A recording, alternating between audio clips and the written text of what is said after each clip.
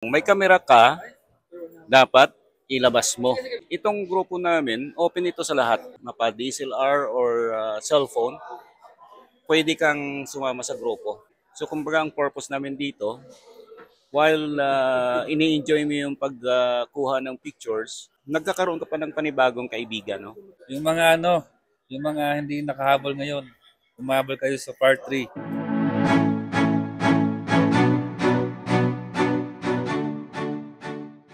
Good evening, Kapitik. Nandito na naman tayo sa kaswal lang na pag-uusap.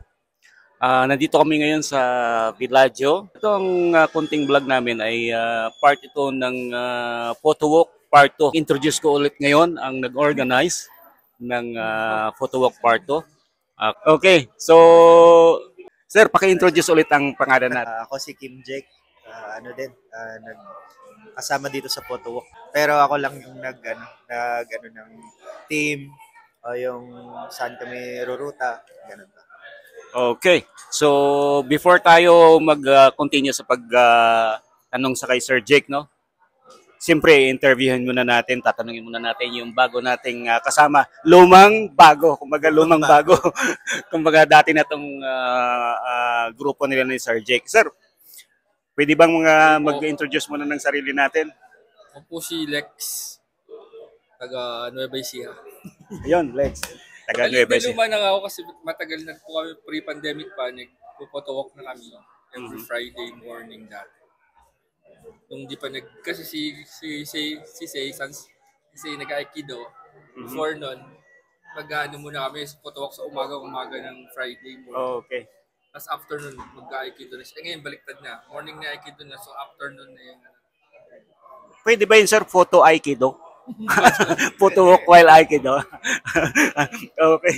Mas maganda siguro. Hobbies lang, so picture pero hindi nagpo-post. Iyan. Okay, so yung isang kasama namin, luma na rin to. Sir, pakiulit, introduce ulit ang sarili mo. Oo pala si Joshua Jimena. Taga-Aklan. Sir Jake, may tanong ko, ano ba ang theme natin ngayon? Paki-explain para maintindihan nila kung hindi lang to ordinaryo na actually na photo walk, no? Mayroon kaming tinatawag na theme na kung saan ito yung pinaka-target ng bawat isa na mag-compose ng isang magandang images. Okay? So, si Sir Jake makapag-explain ng maayos kung ano ang theme namin ngayon. So ang team namin ngayon, leading lines.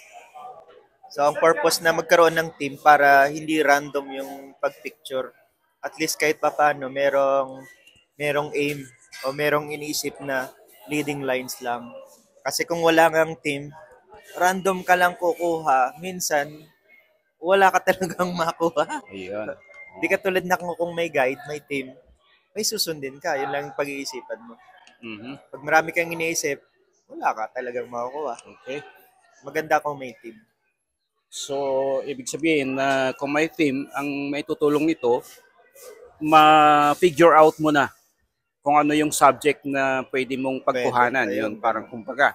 So, in terms of theme, leading lines, ang subject is tumutukoy sa parang angles Pina-guide ng line, yan. punta dun sa subject. Yun. Okay. Ano ang na-experience mo ngayon, sir? Maganda yung ilaw ngayon. Simula nung nag-walk tayo kasi magaga ng konti. Mm-hmm.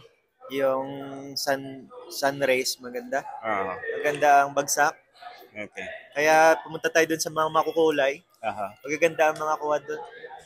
Natapat yung araw dun. Actually, ang pinaka-venue namin ngayon, nandito pa rin kami sa Batha area. Actually, ang Batha area, napakalapad eh. So, napakaraming lugar na pwedeng ikutin para mapagkuhanan ng magandang subject. Okay? So, I'm sure ang mga kasama namin, marami rin tong na-experience ngayon. So, kuhanan natin sila ng idea kung ano ang mga na-experience. Sir, pwede bang magbahagi ka rin kung anong na-experience mo? Ano bang experience? Kasi kung yung leading lights kasi kanina, ako usually kasi ako ang makinuha ko talaga. Hindi ako mas sa mga portrait photography. More on ano ako sa architectural, yung sa mga buildings. Aha. So usually leading lines kasi sa buildings, may vanishing point, yun lang kinukuha ko. Usually sa puro building sa taas. Aha. Yun ang mga kinukuha ko lang.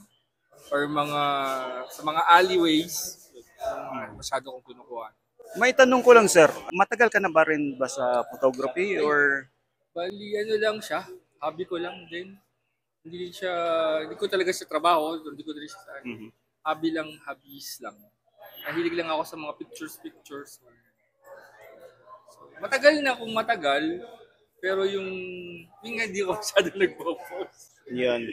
Kumbaga pinaka-hobby mo siya. Medyo Oh, fashion mo na rin kumbaga. Yun. Sir Jus, I'm sure mayroon ka rin maibabahagi. Nasilip ko yung mga kuha mo. Talagang magaganda ang mga kuha ni Sir Jus. Sir Jus, pakibahagi naman ng experience mo today. Sa akin naman ay maganda. Enjoy lang.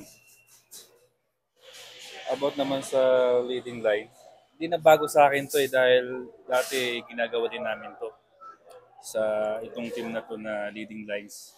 Diba magkakatalo na lang sa sa composition. Paano mo siya i-shot ng tama.